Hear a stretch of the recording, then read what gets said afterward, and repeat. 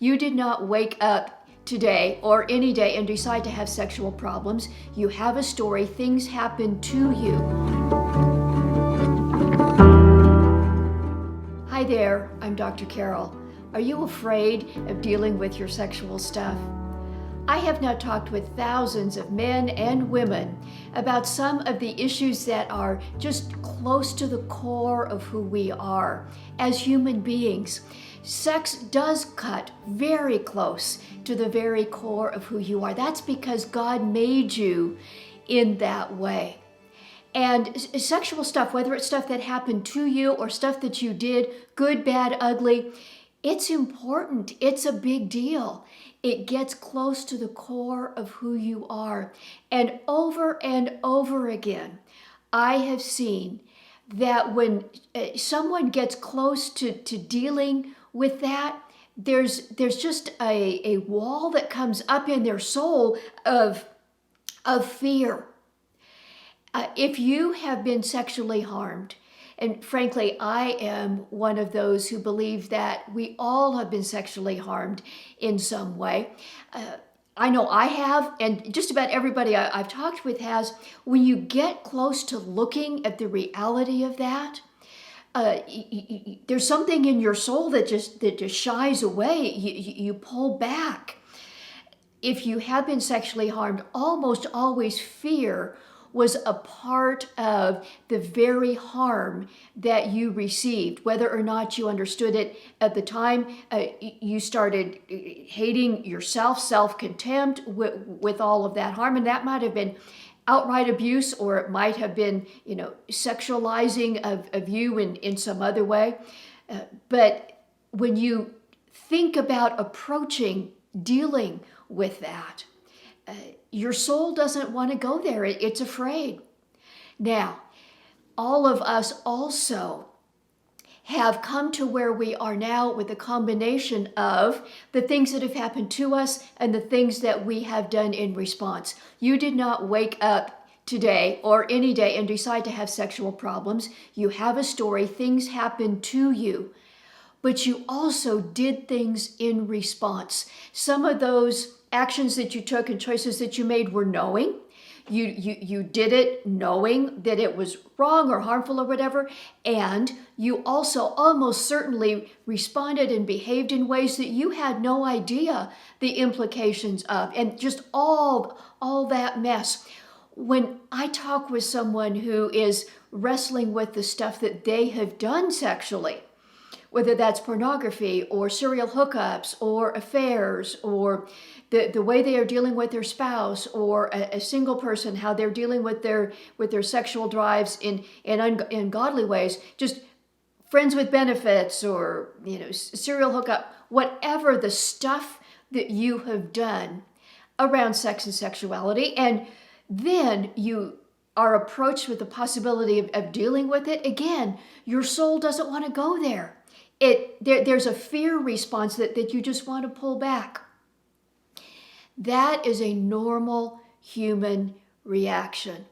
When you are faced with dealing something that is so close to the core of who we are, there can be the fear of just seeing yourself in a worse light than you already know. You just rather not think about it. You'd rather not go there. And the pain of facing your sexual story, your sexual stuff, what's happened to you, what you've done or not done, you're afraid for your own, what it's going to feel like and what's going to happen in you.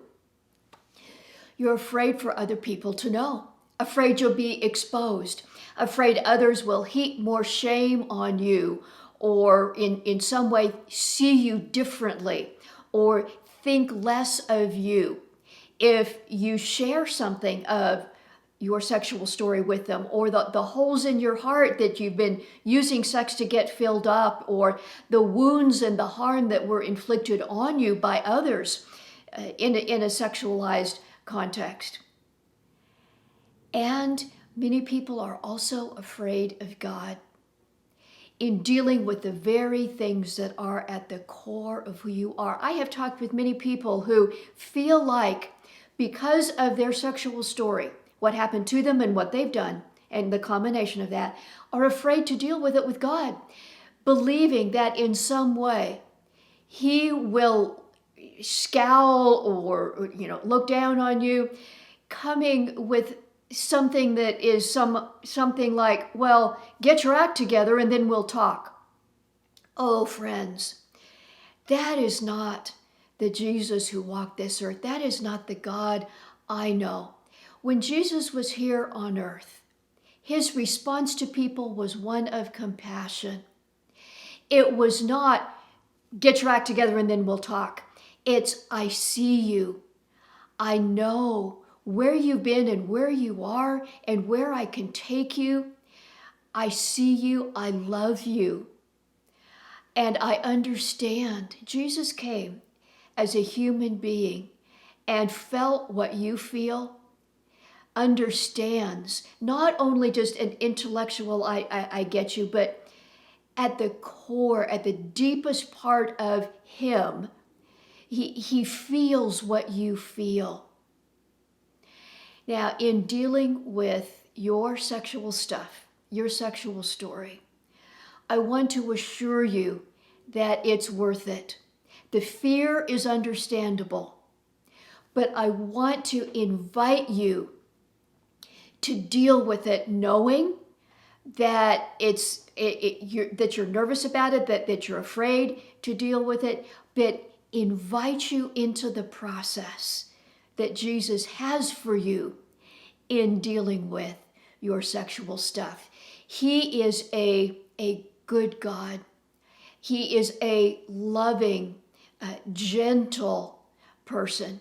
And as He deals with you about your stuff, it's like the woman at the well that Jesus met at Samaria. When she said, give me this living water, Jesus said, call your husband. And the woman says, I don't have a husband. Jesus said, you're right. You've had 5 husbands and the person you're with now is not your husband.